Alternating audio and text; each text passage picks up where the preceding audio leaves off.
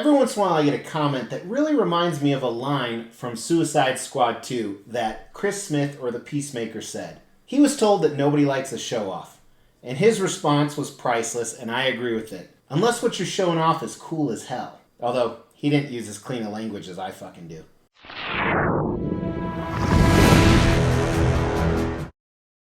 As the Extreme channel is pushing towards 50,000 subscribers, these are just a few of the statues we are giving away on the journey there. If you want to know how to win one, stay tuned for later in the video. Today we are looking at Prime 1 Studios in collaboration with Blitzway, 1/3 scale Peacemaker statue from Suicide Squad 2, or the X Task Force. Task X Force, whatever it was called. I am so excited I pulled the trigger on this. So a little bit of background. As I said, this is from that movie. It was more of a sequel/remake to the original Suicide Squad, which was horrible in my opinion, although it did introduce us to Margot Robbie as Harley Quinn. I loved her a lot more in that movie than I did the second Suicide Squad movie that she was in, but it brought us some really, really cool characters. But the coolest was definitely Chris Smith, Peacemaker. And while I really appreciated him in the Suicide Squad, I fell in love with him as one of the coolest DC Universe, so that's in the television film, in the Peacemaker series on HBO, which is what caused me to pull the trigger on this, and the fact I found out how incredibly rare this is. Now, with that being said, we don't know if he's going to have a future. James Gunn did say there's going to be a Peacemaker Season 2, but they haven't signed anything yet. And with everything that happens with the DC Universe, who the hell knows? But I can still appreciate him. I just rewatched Suicide Squad 2 on the plane the other day, and you love the character even more after you've watched the Peacemaker series, which I plan to do again. So, if you're unfamiliar, he is the Peacemaker, and he will kill as many people as he has to make peace. That's kind of the best way to surpass him. He is chauvinistic, egotistical, and an ultimate badass that is just hilarious. And sometimes you kind of think he's just a big moron too, but absolutely cool character. I can't recommend him enough if you haven't watched that Peacemaker series. As a disclaimer, if you're watching this video, you probably don't care about lewd stuff or swearing, but it is really, really bad. I just showed the first episode to my 15-year-old the other day, and he couldn't stop laughing. And I heard my 13-year-old laughing from the other room. So I think we're going to watch it all together because hashtag Father of the Year. But for today, let's review this piece. Very rare, very cool, very well done. On the base here, it's a conceptual base. So it took a few different things from the movie. In the movie, they were trying to stop this alien creature, Project Starfish, which I'm not going to give any spoilers in case you haven't watched it. Like I said, definitely better than Suicide Squad 1. And they're actually not the Suicide Squad. I think they were Project X Task Force or something like that. They were a diversion from the other Suicide Squad that ultimately died. I guess I am going to give spoilers. Sorry. Different Suicide Squad from the first movie, though. The Weasel was my favorite. Anyway, he's standing there, museum pose. Museum pose, he's kind of posing for a picture. Not a lot of action dynamic to him, but you traditionally don't see that in 3rd scale. This is his exact outfit that he wore sometimes in the Peacemaker. It was a little bit different, if I remember correctly, but this is the outfit from there. He has a bunch of weapons on him, not only in his holsters and pockets and pouches, but also in his left hand, he's wielding his traditional axe, where he killed so many different people, so many different ways in all the different movies. And again, it's just kind of hilarious because he's the Peacemaker. Very bulky dude. This is played by John Cena, and that's what this is represented. And he has a gun he's pointing out to shoot you, at least in this one. And then he has that goofy helmet, which has a big storyline I won't reveal. Definitely check out the series, where, believe it or not, Robert Patrick T-1000 is his really fucked up father. Very serious look on his face. Awesome, awesome piece. While the concept isn't really crazy original, and these bases actually match the entire line that they did. So they did a line from Suicide Squad 2, 2 or 3 other statues, I believe. This is the only one I'm buying. So that equates to a 3 out of 5 on the concept on the extreme scale. It's not incredibly unique, and I'm really trying not to let my love of the character vary this too much. Design, though, they did some really cool things that I did not expect. Before we look at those, here's the unboxing and assembly. One box that was damaged, and I'm blurring out my address because they wrote it on there like 50 times. We'll talk more about the damage in a moment. Now what's interesting, Blitzway always seems to do this. The art box doesn't fit, so they have to put in a ton of foam and stuff like that. Here is the art box. It's pretty cool. I'm not a huge art box guy. It talks a lot about the character and the show. Foam, black straps, typical Blitzway, 2 layers. And here's the second layer.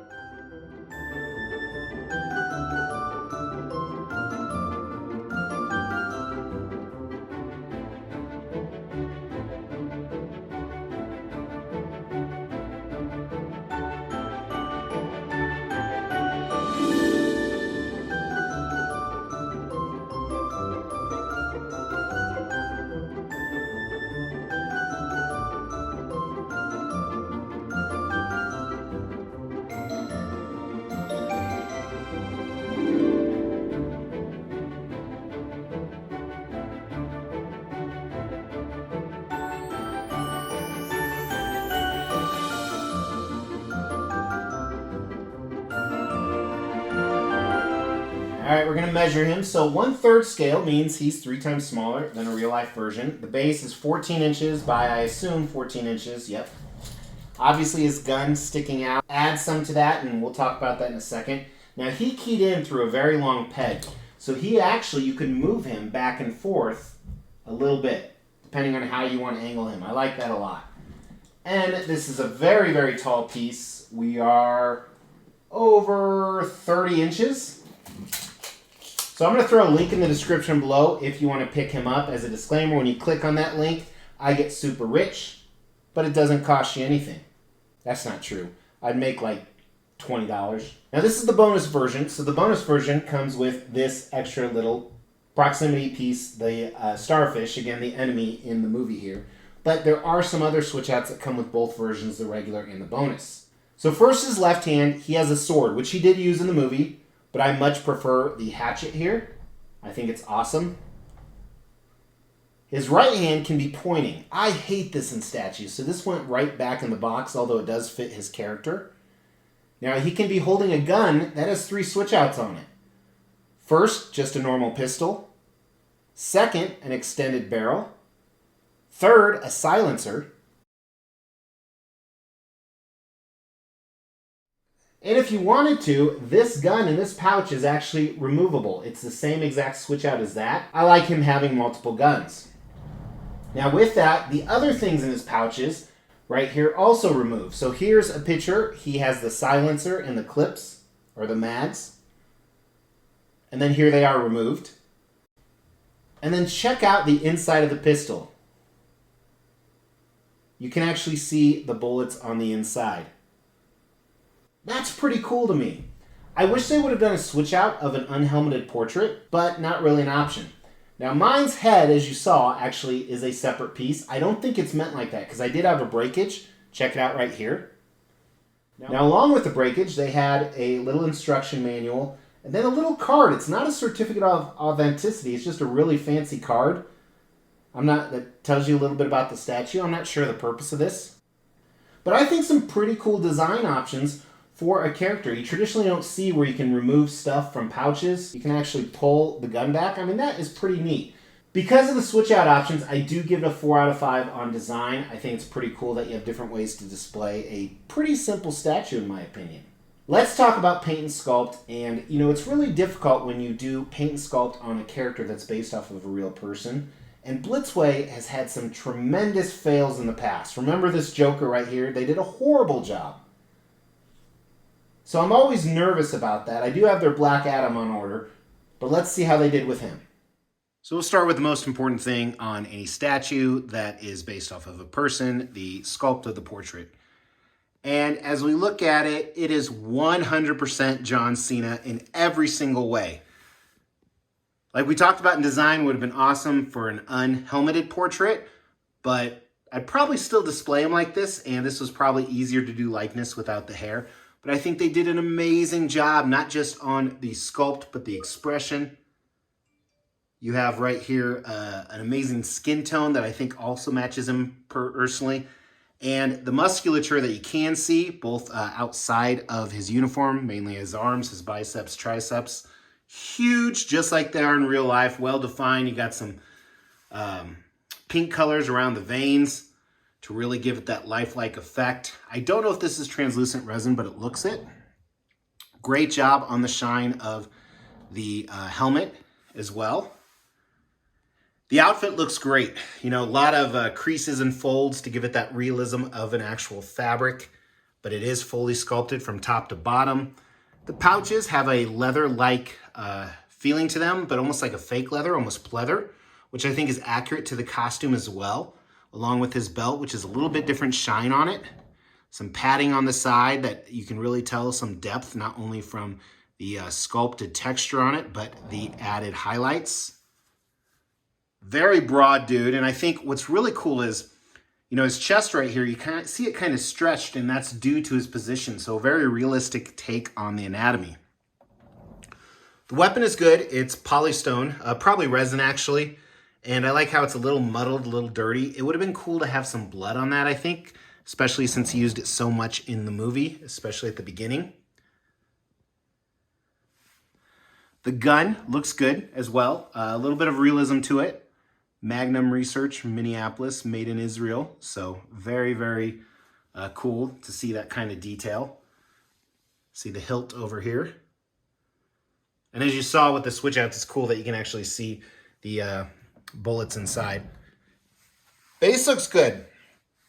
Well, I hate that it says a Suicide Squad. I appreciate they matched the line. I talked about that. Almost like a jail down here.